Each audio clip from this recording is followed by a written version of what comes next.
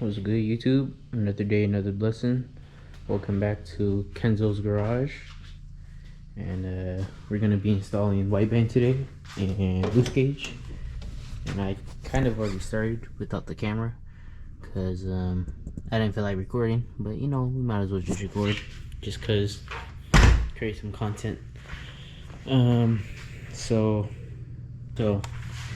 if you're running cruise control, I recommend you guys use the hole that runs your speedo cable, because usually Miatas that don't have cruise control, everybody puts their wideband wiring through that hole, the cruise control hole.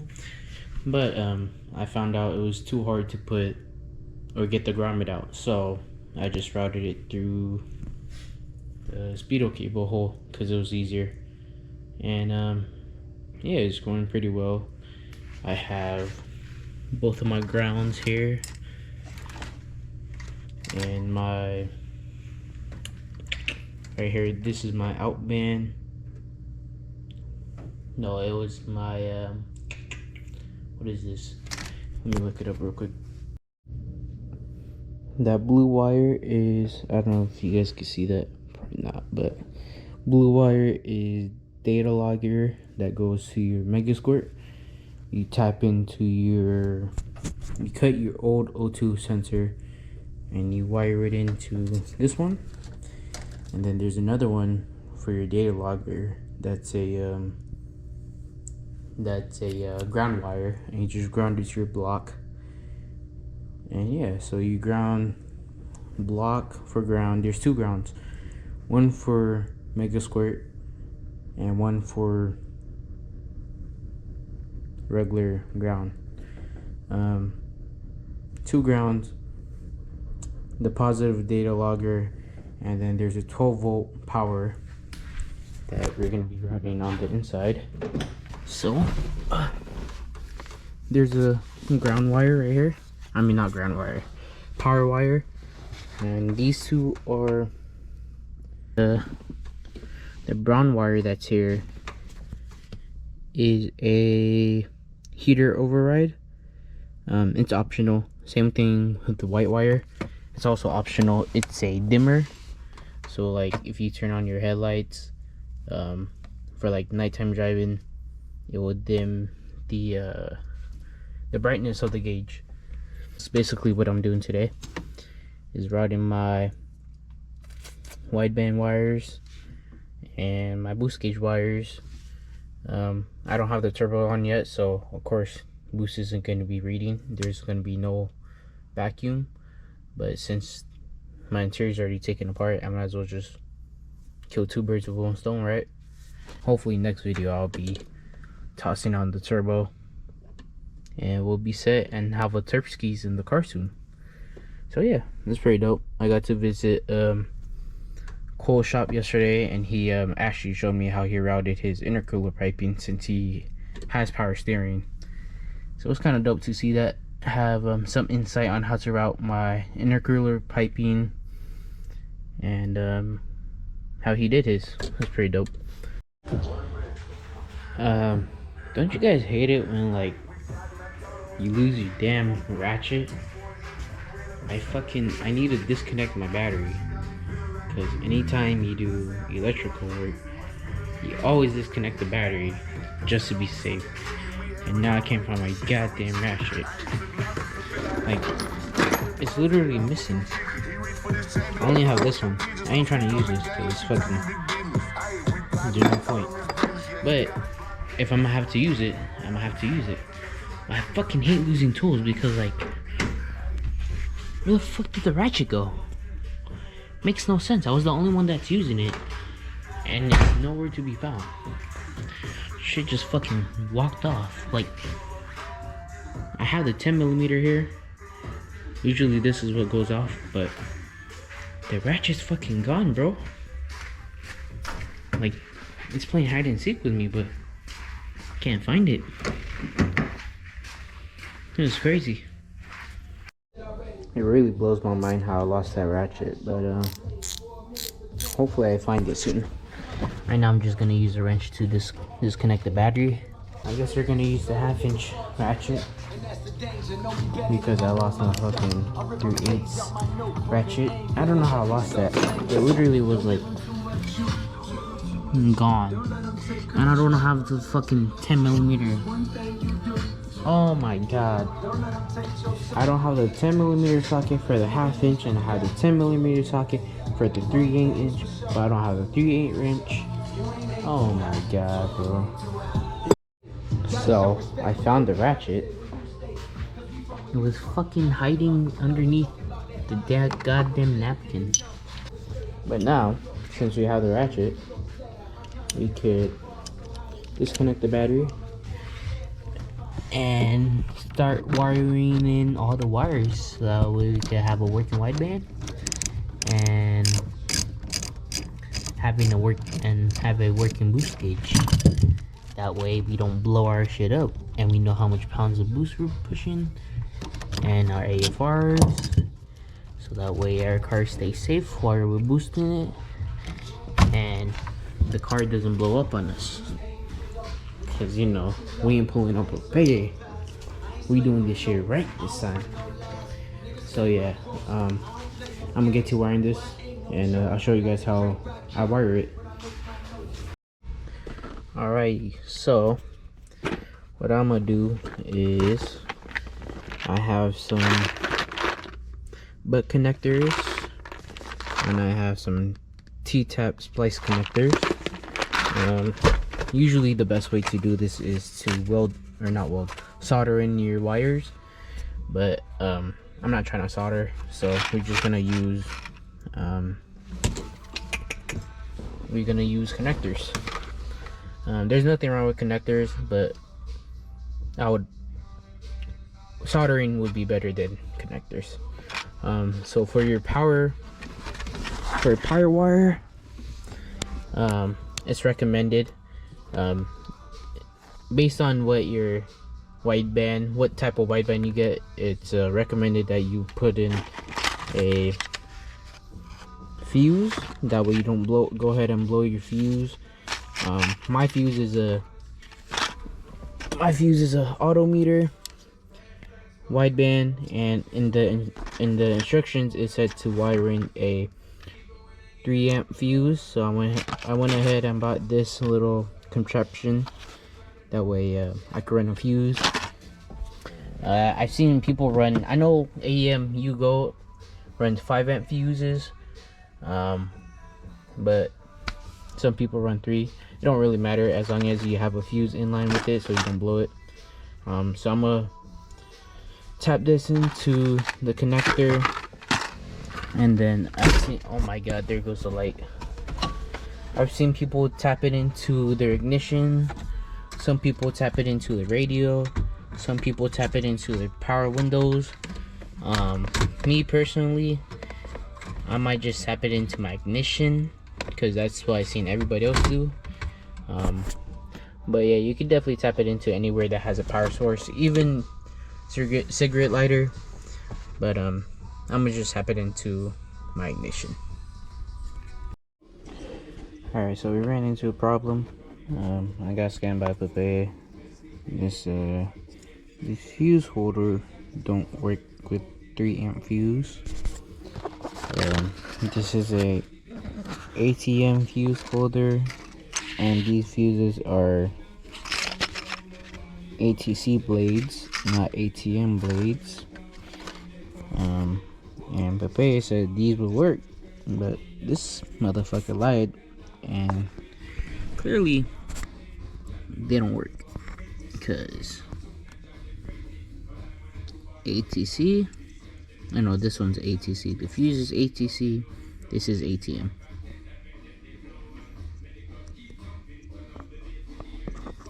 Sorry, I'm trying to fucking show you guys that it don't work.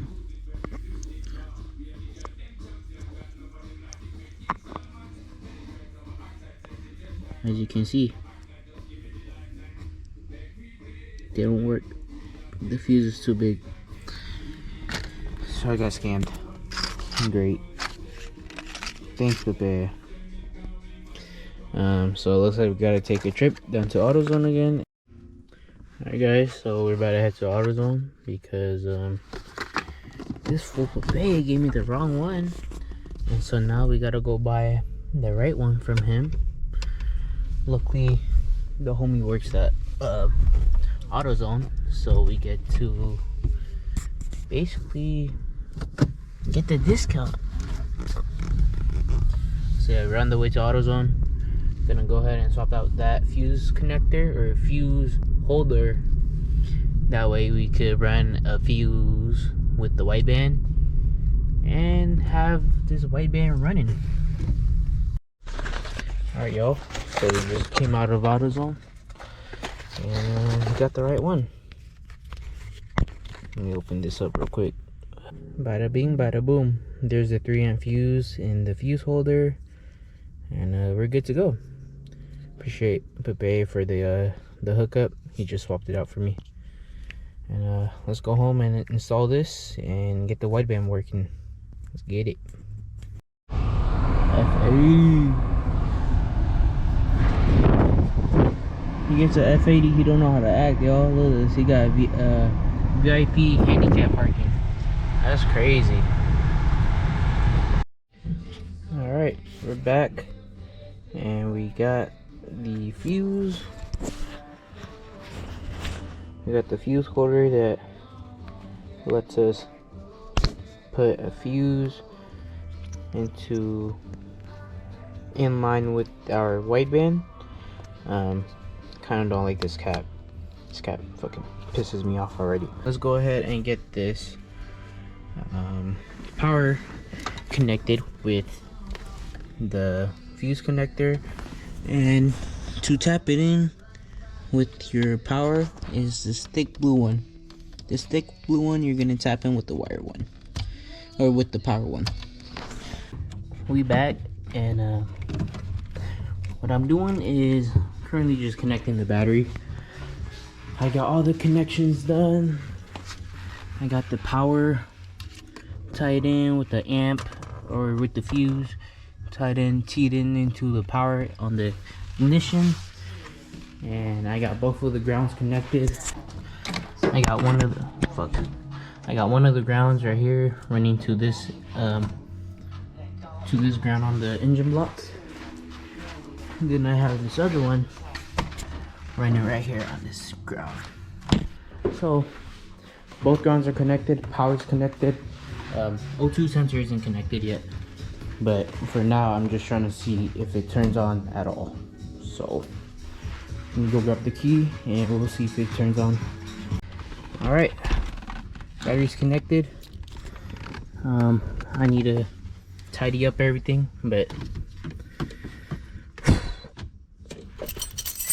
let's see if I did everything correct. Hopefully nothing fucking blows up. Holy shit. Oh shit, everything's fucking on right now. Holy shit, fuck. Goddamn radio. Alright, well, it's connected. It's on.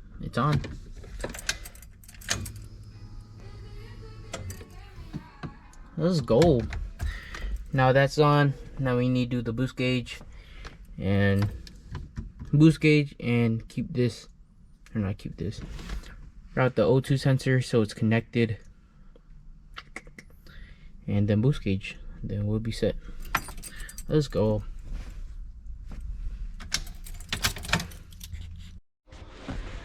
We got everything wire tucked.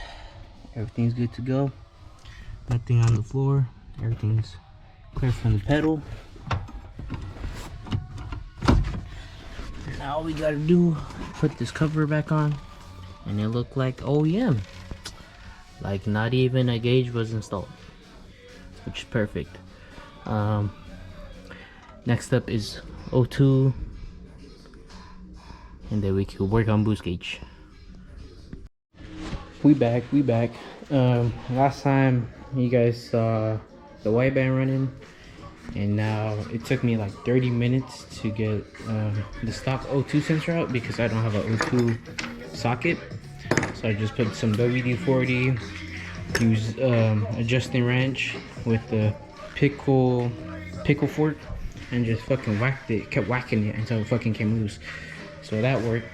And then I cut the stock connector and I spliced it onto the data logger and connected it back to the stock plug.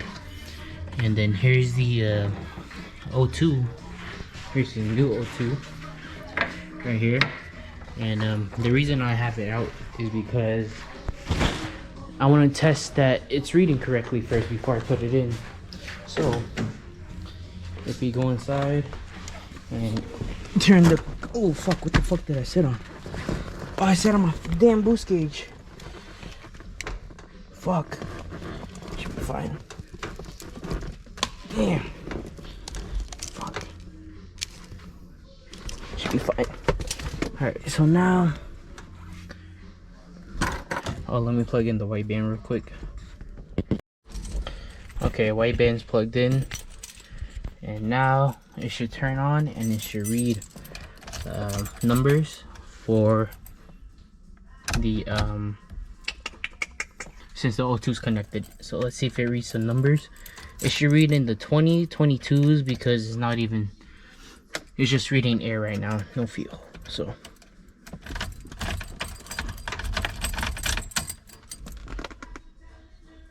oh shit, my dumb ass.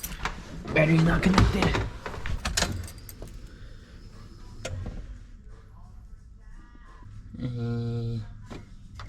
Why is it not doing the thing that it's supposed to do the thing?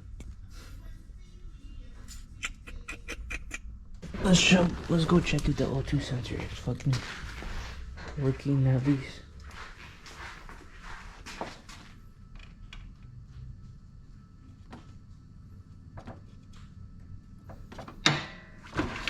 What's going on?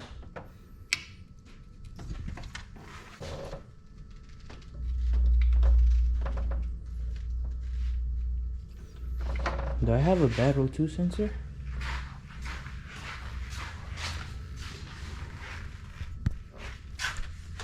Still isn't reading. We back. Let's see if this works now. What I did was I put the O2 sensor in the exhaust, and the data log cable had 2 connections instead of 1. So I cut the other connection and I just made it into 1 connection. Maybe that was interfering with the other connection. So let's go ahead and give it a try. I'm not very confident that I'm not very confident that this might not work. I know it's not the wiring because it turns on, so it's something with the O2 connection. Might be the data log blue cable. Maybe I do have to wire it straight to my ECU, or even some cases you don't have to ground the other black wire, you could just leave it hanging. I haven't tried that yet, but I have tried cutting the connection down from 2 to 1 and the O2 into the exhaust pipe. So let's see if that works.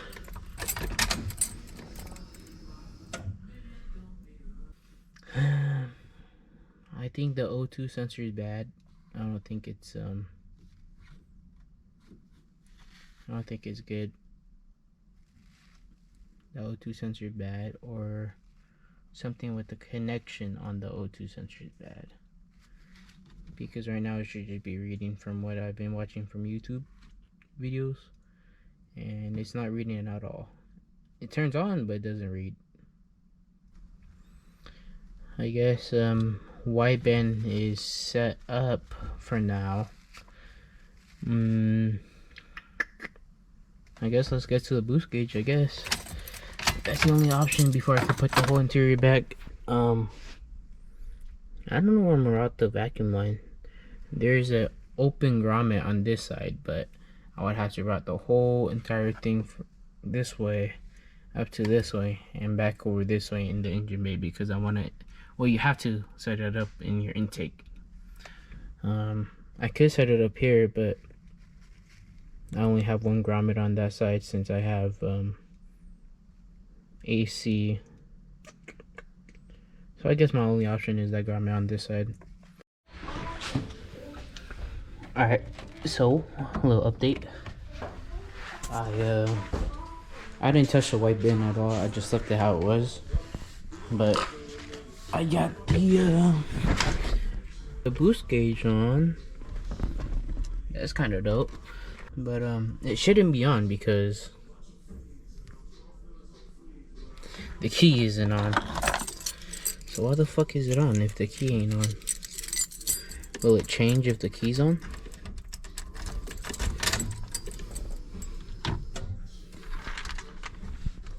It stays on, but it shouldn't be on when the car's off. We back. I fixed the lights, so as you can see, it's connected, but it ain't on because whenever I hit my lights, little boost gauge turns on with the lights. That's just kind of dope. Hey bro, you wanna see my boost gauge? Boom, there it is. Yes, it is racer status right now because I don't have turbo on, but I have my gauges in. So gauges are in, but unfortunately wideband don't read. I don't know why it don't read. But with this on and with this on, oh my god, that just, it's gonna look dope. Like during the daytime you definitely don't need the light, but then at night, man, makes a whole big difference. But yeah, I'm gonna put my whole interior back together, and that's basically the install video for today. Probably gonna go drive around, need some gas. I'm probably gonna put this on 91. So I thought that was gonna be the end of the video, but I guess not. Turned on the car and AFR started working. Wideband started working, which is a relief to know that I did everything correctly. This still blows my mind. That's kind of dope. But as you can see, AFRs is not the same on the Wideband nor Tuner Studio. So I gotta adjust my wideband on here because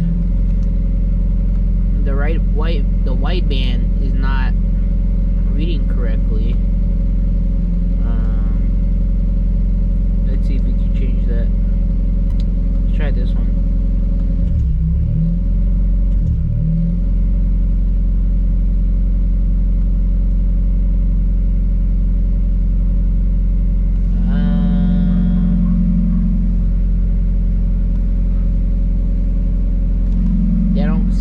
The right one.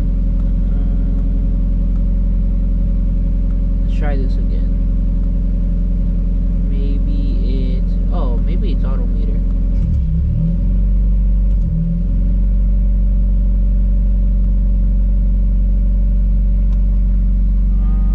Oh, there we go.